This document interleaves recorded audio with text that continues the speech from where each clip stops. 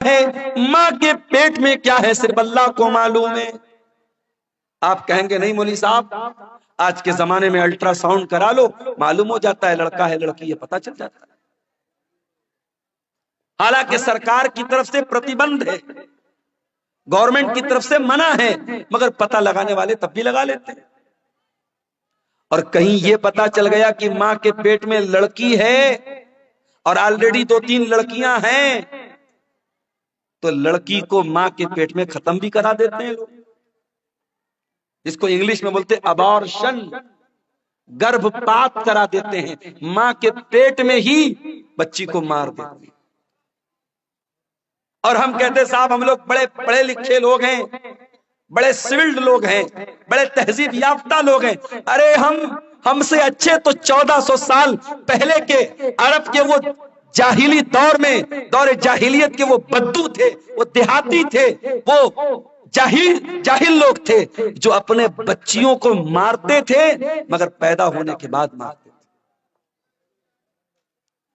बच्चियों को कत्ल करने की परंपरा, बेटियों को मारने का रिवाज 1400 साल पहले भी था। एक ऐसी सोसाइटी में जहां लड़की पैदा होने के बाद बाप बेचारा परेशान हो जाता था, क्या करूं? अगर बेटी के बारे में समाज को पता चलेगा कि मेरे घर में बेटी पैदा हुई है, समाज मुझे ताना मारेगा, तू क्यों बेटी को पाल रहा है। ऐसे भी कबीले थे, बहू लाएंगे, बीवी लाएंगे, मगर बेटी पैदा होगी उनके कबीले में बेटी को मार देते। बेटी का बाप बनना यह ऐब था। अल्लाह ने कुरान में उनका जिक्र किया, फरमाया वइज़ा बुश्शिरा अहदुहुम बिल उनसा ज़ल्ल वजहुहु मुस्वद्दन व हुवा कज़ीम। बेटी के बाप को पता चलता था मेरे घर में बेटी पैदा हुई है, बाप का चेहरा काला पड़ जाता था।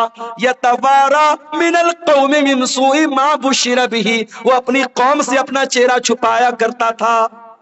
वो बेचारा सोच में पड़ जाता था, अयुमसिकुहु अला हुनिन अम यदुस्सुहु फित्तुराब, कि क्या करूं, अगर बेटी को पालता हूं तो समाज में अपमानित होना पड़ेगा, जलील होना पड़ेगा, और दूसरा रास्ता यह है अपनी बेटी को ले जाके जमीन में गाड़ दूं, दफन करो। वो तो मिट्टी में जाकर के अपनी बेटी को दफन कर देते थे, मगर बेटी का जन्म होने के बाद ऐसा करते थे। आज का पढ़ा लिखा इंसान, आज का तरक्की याफ्ता इंसान, आज का सोसाइटी वाला इंसान क्या करता है, मां के पेट में अल्ट्रासाउंड के जरिए पता लगा लेता है बेटी है, और डॉक्टर से कह करके एबॉर्शन करवा लेता है। कभी मौका मिले ना तो यूट्यूब पर जाकर के देख लेना कि एबॉर्शन कैसे होता है। अरे अरब के वो जाहिल लोग बेटी को जमीन में गाड़ते थे, बेटी एक बार तड़पती थी, एक बार रोती थी, उसके बाद जब उसकी जान खत्म हो जाती थी बेटी रोना बंद कर देती। मगर यहां उस बच्ची को जो बेचारी अभी दुनिया में नहीं आई है, मां के पेट में 1 महीने का गर्भ है, 2 महीने का गर्भ है, 3 महीने की प्रेगनेंसी है, इसने ले जाके डॉक्टर से कहा एबॉर्शन कर दो।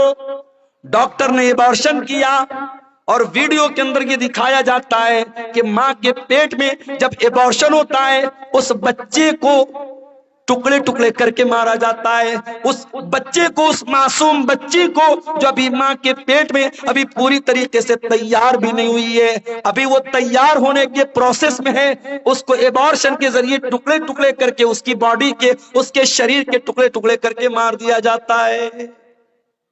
वाह रे इंसान, कितना बड़ा जालिम है। तो कल भी बेटी का कातिल था, तो आज भी बेटी का कातिल है। आज भी बेटियों को लोग कत्ल कर देते, और क्यों कत्ल करते हैं? हमारी और आपकी वजह से।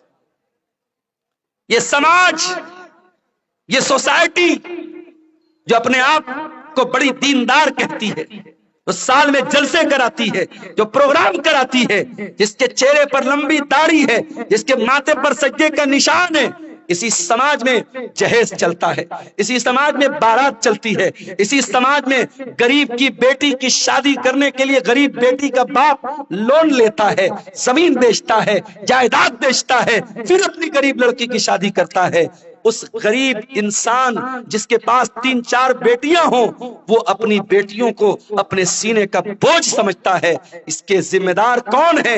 इसका जिम्मेदार पूरा समाज है, पूरा मुआशरा है। बेटी को बोझ बना के रखा है। बेटी बोझ नहीं है मेरे भाई, बेटी रहमत होती है। अगर बेटी बोझ होती, अल्लाह ने अपने नबी को 4 बेटियां न दी होती। अल्लाह ने अपने आखिरी नबी को, अपने सबसे महबूब नबी को अल्लाह ने 4 बेटियों का बाप बनाया। और माफ करना, मेरे नबी सिर्फ बेटियों के बाप नहीं थे, बेटियों की जान थे। मेरे नबी अपनी बेटियों की आंख में कभी आंसू नहीं देखते थे। मेरे नबी अपनी बेटियों से बहुत मोहब्बत करते थे। अल्लाह कह रहा है वयालमु मा फिल अरहाम, मां के पेट में क्या है ये मैं ही जानता हूं, कोई नहीं जानता। अल्ट्रासाउंड के जरिए डॉक्टर ये बता देगा कि मां के पेट में होने वाले बच्चे का जेंडर क्या है, लड़का है या लड़की है। लेकिन डॉक्टर ये नहीं बता पाएगा वो बच्चा पैदा होने के बाद दुनिया में कितने दिन जिंदा रहेगा। डॉक्टर ये भी नहीं बता पाएगा वो लड़का हो या बच्चा या बच्ची दुनिया में आने के बाद नेक बनेगा या बुरा बनेगा, नमाजी बनेगा या बेनमाजी बनेगा, मुसलमान बनेगा या काफिर बनेगा। वो क्या बनेगा, उसका कैरेक्टर क्या होगा, उसका मिजाज क्या होगा, अल्लाह सब जानता है। वयअलमु मा फिल अरहाम, रहम मादर में जो बच्चा है उसका XYZ सब अल्लाह जानता है। और चौथी चीज वमा तदरी नफ्सुम माज़ा तक्सिबु गदा, और कोई नहीं जानता कि वो कल क्या करेगा। आप सोचते हैं कल कहीं प्रोग्राम है, आप पहले से प्लानिंग बना के बैठे कल मुझे प्रोग्राम में जाना है, अचानक कोई मामला आ गया, कोई हादसा हो गया, कोई ट्रेन लड़ गई, कोई बस गिर गई, कोई रोड पे जाम हो गया, कोई मर गया, कोई बीमार पड़ गया, कुछ भी हो सकता है।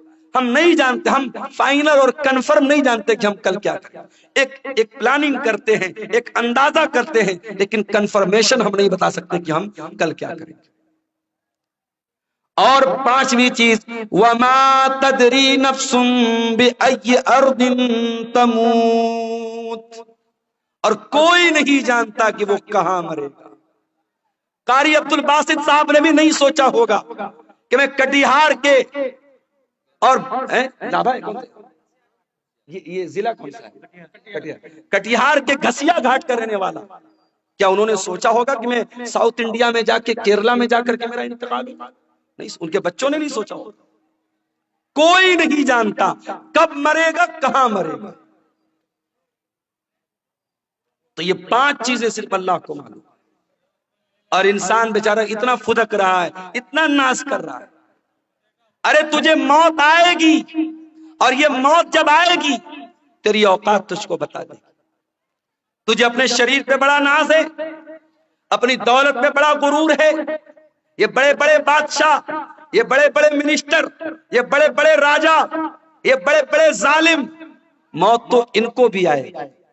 और इसी देश में हमने देखा, इसी मुल्क में हमने देखा, देश को दंगों की आग में झोंकने वाले, देश में हजारों लोगों के कातिल, हजारों लोगों को मारने वाले, हजारों लोगों के खून की होली खेलने वाले, मौत उनको भी आई है मेरे भाई। और ऐसी मौत आई है, दुनिया ने तमाशा देखा है, बहुत बुरी मौत आई है मेरे अजीजों। मौत इंसान को आएगी, कुल्लु नफ्सिन ज़ाइक़तुल मौत, हर इंसान को मरना है, हर जानदार को मरना। अभी मैं न्यूज देख रहा था, अमेरिका में एक लेबोरेटरी बनाई जा रही है, एक प्रयोगशाला, और वहां इंसान की बॉडी को रखा जा रहा है। और एक बॉडी को रखने पर कई करोड़ रुपए खर्च आ रहे हैं।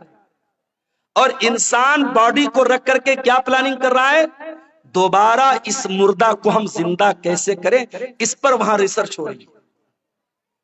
बहुत सारे लोग पैसा खर्च करके अपनी बॉडी को उसमें प्रिजर्व करवा रहे हैं, और इस पर रिसर्च चल रही है कि कैसे मुर्दा इंसान को जिंदा किया जाए। क्या ये पॉसिबल है? कुरान कहता है ये पॉसिबल नहीं है। कुरान करीम उठाओ, सूरह वाक़िया के अंदर अल्लाह फरमाता है फलौला इदा बलगतिल हुल्कूम व अंतुम हीनइज़िन तंजुरून।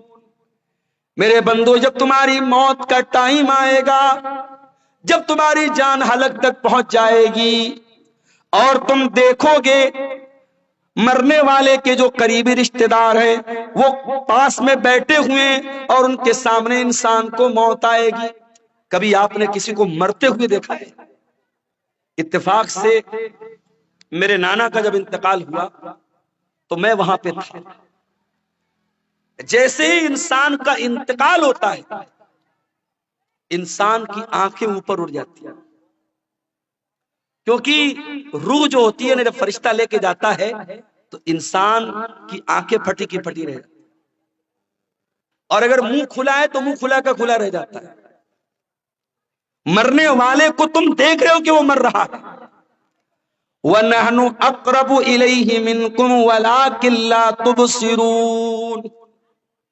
मां का इंतकाल हो रहा है, बच्चे बगल में बैठे, बाप का इंतकाल हो रहा है, बेटे बगल में बैठे हैं।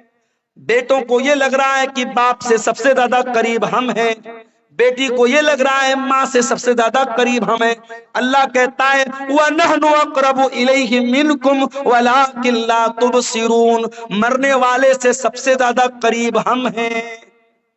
फलौला इन कुंतुम गैर मदीनीन तरजिऊनहा इन कुंतुम सादिकीन।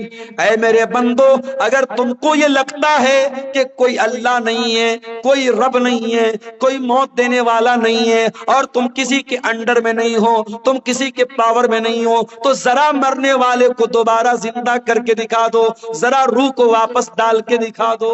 नहीं कर सकते। मुर्दा जिंदा नहीं हो सकता मेरे भाई। जो मर गया वो मर गया, अब मरने के बाद दोबारा उसके अंदर जान नहीं डाल सकते। ये है मौत। और कभी गौर करना, मौत हमारी बेबसी बताती है। जब हमारा इंतकाल होता है ना, दुनिया में मैं आपके सामने आया हूं कुर्ता पायजामा सदरी पहन के आया, मरेंगे तो क्या पहनेंगे? कफन पहनेंगे। दुनिया में नहाने जाएंगे, कोई लक्स से नहा रहा है, कोई लाइफ बॉय से नहा रहा है, कोई सिंथॉल से नहा रहा है, कोई अलग अलग ब्रांड के साबुन इस्तेमाल कर। जाड़े का मौसम है, हम गर्म पानी करके नहा रहे हैं। घरों में जो पैसे वाले लोग हैं गीजर लगवाते हैं। गर्मी का मौसम है, ठंडे पानी से नहाते हैं। मर गया